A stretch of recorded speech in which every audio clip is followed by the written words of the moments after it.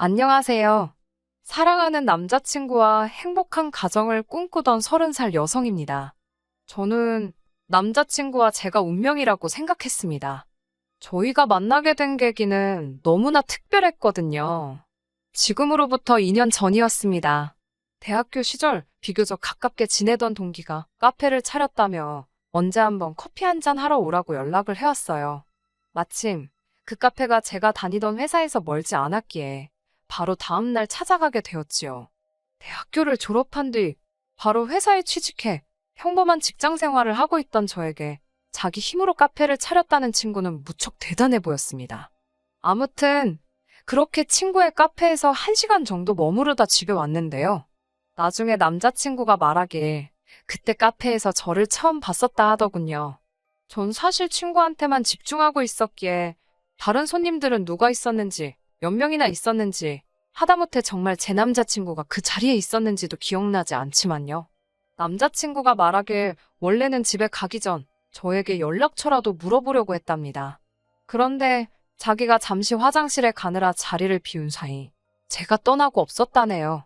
카페 주인이 제 친구일 거라곤 상상도 못한 남자친구는 고민 끝에 어쩌면 카페에 대해서 후기를 쓴 사람들 중에 제가 있을지도 모른다는 생각을 하게 되었고, 그때부터 꼬박 일주일 동안 인터넷을 뒤져서 저를 찾아낸 거고요. 이후로 남자친구는 저에게 적극적으로 구애를 해왔습니다. 저도 그런 남자친구가 싫지 않았고, 그래서인지 저희의 관계는 급속도로 발전해 나갔지요. 그러다 사귄 지 1년쯤 됐을 무렵부터는 결혼에 대해서 진지하게 대화를 나누기 시작했습니다. 자연스럽게 양쪽 어른들께 인사도 드렸고요. 비록 상견례는 하지 않은 상황이었지만 남자친구 부모님도 저를 좋아하셨고 저희 부모님도 남자친구에 대해 호감을 가지고 계셨기에 상견례 자체는 솔직히 걱정을 하지 않았어요. 저도 남자친구도 이 결혼은 당연하다는 자신감이 있었달까요? 그래서 결혼한다는 전제하에 하나씩 하나씩 준비를 해나가기 시작했지요. 하지만 장밋빛 미래를 꿈꾸며 행복을 그려나가던 결혼 준비도 잠시뿐이었고 저는 결국 파혼을 선택할 수밖에 없었습니다.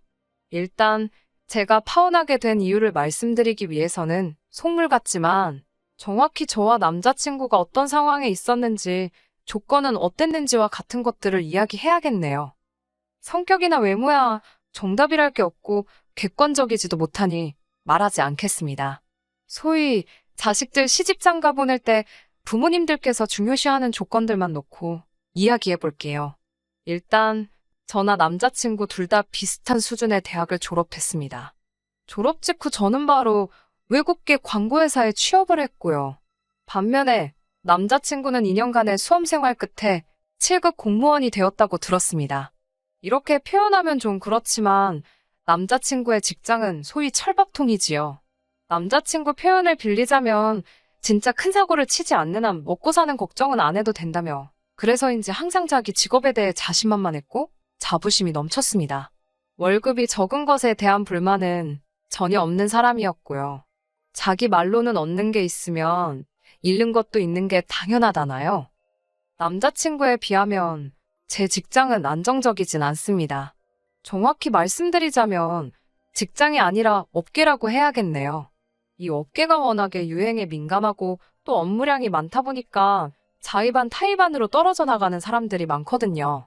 하지만 일단 능력을 인정받으면 돈은 저절로 따라오는 곳이기도 해요. 운이 좋으면 유명세도 얻을 수 있고요. 아무튼 저는 업계 내에서도 제법 큰 회사에 다니고 있었고 그렇다 보니 동종업계 내에서도 연봉이 높은 편이었어요. 그렇다 보니 제 벌이가 남자친구의 2배쯤은 되더라고요. 하지만 이것도 남자친구는 저더러 주식으로 치면 단타에 불과하다며 농담처럼 깎아내리기 일쑤였어요. 정말이지 왜 그때는 그렇게 형편없는 사람인 걸 눈치채지 못했을까요? 말이 나와서 말이지만 성격도 개떡 같았어요. 앞서 남자친구와 제 성격이 다르다고 말씀드렸잖아요. 헤어진 마당에 제가 남자친구 성격을 굳이 포장할 필요는 없을 것 같고 솔직히 남자친구는 별거 아닌 사소한 일에 대해 걱정을 크게 하는 성격이었습니다. 스트레스 받는 것에 정말 민감했고요. 공무원 시험을 준비하게 된 것도 그래서라고 했습니다. 비록 수험 생활 기간 동안에는 머리를 다 쥐어뜯고 싶을 만큼 괴로웠지만 앞으로 자기는 먹고 사는 걱정, 뭐 걱정은 안 해도 된다며 정말이지? 걱정이 하나도 없다고 너무 만족스럽다 했습니다. 지금이라면 질색팔색을 했을 남자친구의 성격이지만 그때는 정말 사랑에 콩깍지가 씌어도 단단히 씌었었나 봅니다. 남자친구의 저런 패기도 없고 도전하고 부딪히는 거 상상도 못하고 뭐든지 이 정도면 됐지 하고 넘어가는 그 안일한 성격을 멍청하게도 소탈하다고 생각했다니까요.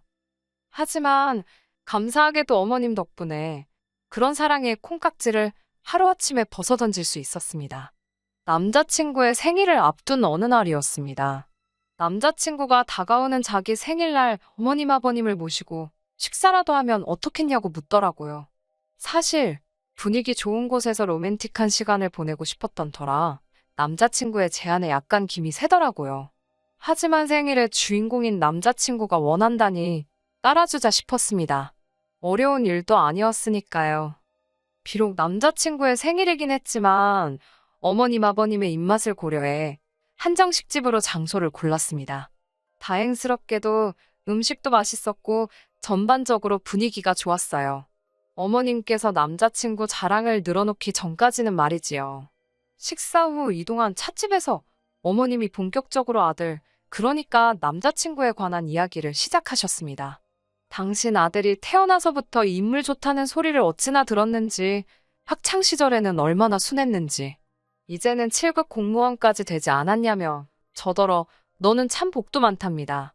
그러면서 7급 공무원은 정년이 보장되는 직업이라 노후 걱정도 없다는 방향으로 이야기를 끌고 나가셨습니다. 아니, 정년 보장이 안 되는 공무원도 있나요? 그놈의 7급 공무원 소리를 그 자리에서 거짓말 좀 보태서 한 50번은 들은 것 같습니다.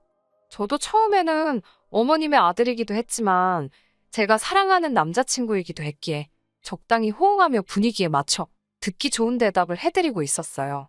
하지만 아들 자랑만 적당히 하셨으면 좋았을 텐데 조금씩 저하고 비교를 하시면서 저를 깎아내리시니까 저도 짜증이 스멀스멀 올라오더라고요.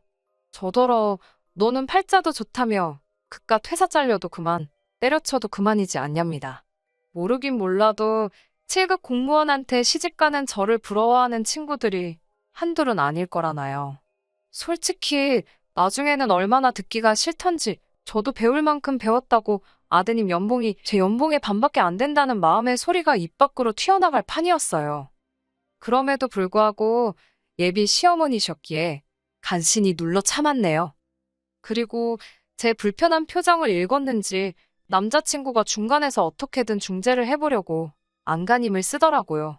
어머님께서는 그런 눈치를 채신 건지 못 채신 건지 당신이 하고 싶은 말을 계속해서 이어나가셨습니다. 그동안 저랑 사귀고 있었으니까 당신이 아들한테 말은 안 했지만 쟁쟁한 선자리도 많이 들어왔다면서요. 그러자 남자친구가 어머님께 적당히 좀 하라고 무안을 주더군요. 어머님께서는 아니, 솔직한 말로 내 아들이 잘나서 잘났다고 말하는데 그게 뭐 큰 잘못이냐며 저더러 안 그러냐고 물어오셨습니다. 거기다 대고 저도 저희 부모님한텐 잘난 자식이에요 라고 한마디 쏘아붙이고 싶었지만 이때도 한 번 더 참았습니다. 왜 참을 인자 3번이면 살인도 면한다잖아요. 그때 남자친구가 저를 가리키면서 어머님께 얘도 잘난 애라고 얘 앞으로 된 아파트도 있다며 쓸데없는 소리를 하더라고요. 아차 싶었지요. 제 앞으로 아파트가 있는 건 사실입니다. 대학교 졸업하고 직장 생활을 한 지 2년쯤 됐을 때였어요. 할머니께서 돌아가시면서 제 앞으로 1억 남짓한 돈을 남겨주셨더라고요. 생전에도 첫 손주라고 저에게 애정을 많이 주시던 할머니셨어요. 아무튼 할머니가 남겨주신 돈을 소중히 쓰고 싶다는 생각에 반년 동안 이런 한 푼 건들지 않고 통장에 고이 넣어두기만 했습니다. 그러다 어머니께서 그러지 말고 재테크를 해보라며 조언을 해주셨고 고민 끝에 아파트를 사는 쪽으로 결정을 내렸네요. 당연히 1억으로 살 수 있는 아파트는 없었기에 대출을 받아야만 했습니다. 아무리 아파트를 사기 위한 대출이었지만 젊은 나이에 대출을 받는다는 게 심리적으로 조금 부담스럽고 겁이 나더라고요. 저는 그렇게 나이 27에 비록 18평의 작은 규모였지만 제 이름으로 된 아파트를 갖게 되었지요. 게다가 제가 산 아파트가 재개발 구역에 포함이 될 거라는 소문까지 돌면서 지금은 가격이 크게 오른 상황입니다. 여전히 제가 갚아야 하는 대출이 1억 정도 있지만 처음 제가 투자한 돈과 현재 시세를 고려한다면 절대로 손해는 아니지요.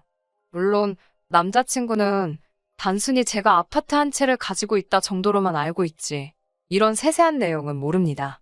숨겨진 내용과 상관없이 어쨌든 이게 재산하고 관련된 이야기다 보니 아무리 사랑하는 남자친구라 할지라도 시시콜콜 내용을 알리기가 조금은 껄끄럽더라고요. 실제로 제 지인 중 한 명이 이런 이야기를 듣더니 지금 돈 자랑하는 거냐 기분 나쁜 티를 엄청나게 냈거든요. 그 지인은 저보다 더 큰 집을 가지고 있었는데 말이지요. 그래서 이후로는 남자친구건 누구건 간에 아파트에 관해서는 최대한 말을 아끼는 편입니다. 아무튼 제가 아파트가 있다는 이야기를 들으신 어머님께서는 깜짝 놀라신 눈치였습니다. 그리고는 곧 저더러 넌 왜 그런 중요한 이야기를 안 했냐며 연신 어머머를 외치셨지요. 요란한 감탄사의 뒤이어 뭐가 그렇게 궁금하신지 질문 공세가 시작되었습니다. 언제 산 건지, 명의는 누구 건지. 그러더니 어머님께서 하시는 말씀이 결혼하면 알겠지만 부부 사이에는 원래 내 거, 네 거가 따로 없답니다. 그러면서 명의를 공동명의로 바꾸는 편이 좋겠다고 하시더군요. 어머님의 말씀에 황당하고 어이가 없어서 제가 어머님께 그럼 남자친구는 결혼할 때 무엇을 해올 거냐고 물었습니다. 저도 제가 왜 그런 질문을 했는지, 어떻게 그런 생각을 했는지 모르겠어요. 저도 모르게 갑자기 입에서 그런 말이 튀어나갔거든요. 어머님께선 한껏 당황하신 표정으로 그게 무슨 소리냐고 되물으셨고 제가 그랬지요. 제 아파트가 지금 6억 가까이 되는데 갑자기 공동명의를 이야기하시니까 그러면 남자친구가 3억 정도는 해와야 되는 거 아니냐고요.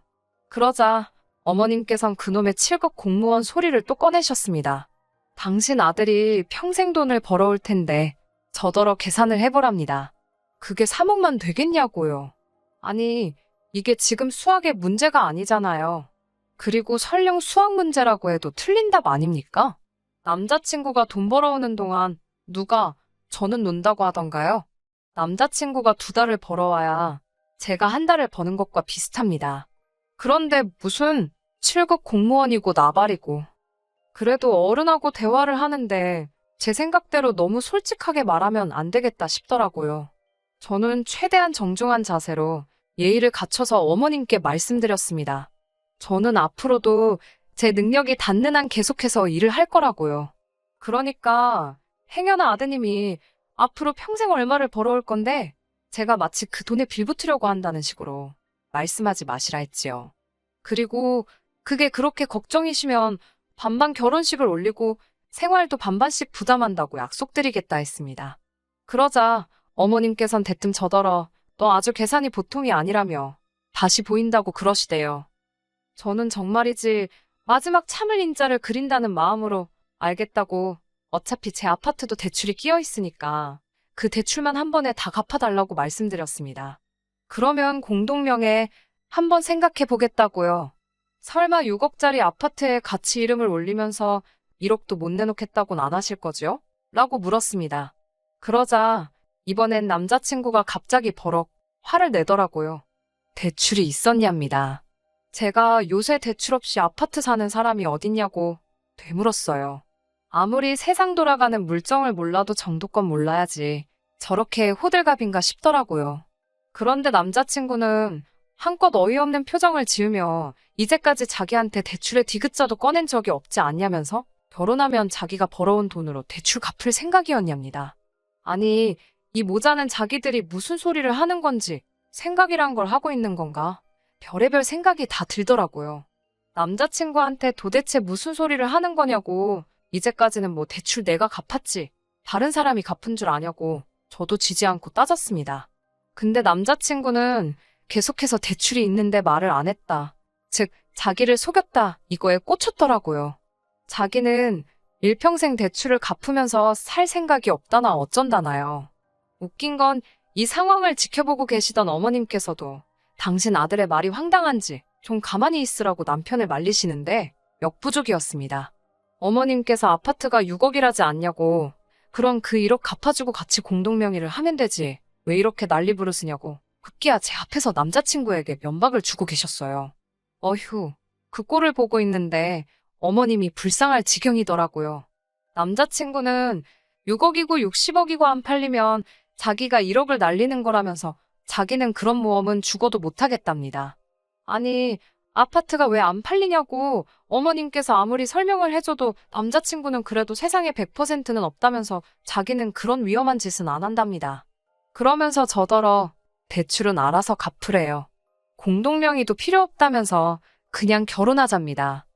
하지만 이미 멍청하고 한심한 남자친구의 모습도 봤지. 7급 공무원 자부심에 눈이 멀어버린 어머님도 겪어버렸지. 결혼할 마음이 싹 사라진 상태였지요. 저는 이 결혼 그냥 없었던 일로 하자고 했습니다. 남자친구는 영문을 모르겠다는 표정으로 자기를 속인 것도 이해해주고 넘어가준다는데 왜 제가 결혼을 못한다는 거냐며 어이가 없어 했어요. 어머님께서는 머리가 아프시다며 저희더러 마음대로 하라고 그러시곤 방을 나가버리셨고요. 어머님께서도 당신 아들이 저런 멍청인지는 모르셨던 건지 저는 남자친구에게 조곤조곤 왜 제가 파혼을 결심했는지 설명해 주었습니다. 하지만 알아들은 건지 어쩐 건지 결국 남자친구는 화가 많이 나서 씩씩거리며 먼저 찻집을 나가버렸어요. 그날 이후로 한 일주일 동안 남자친구는 계속해서 문자를 보내왔습니다. 기껏 한다는 소리가 저더러 일단 아파트를 팔아보래요. 아파트가 정말 팔려서 6억을 받을 수 있는지 자기 눈으로 확인만 한번 하게 해달랍니다.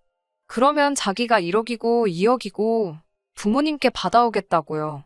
그리고 제 아파트 판돈이랑 자기가 가져오는 돈이랑 합쳐서 다른 아파트를 사자는데 이게 무슨 멍청한 소리인지 진짜 저 머리로 어떻게 공무원 시험은 합격을 했나 싶더라니까요.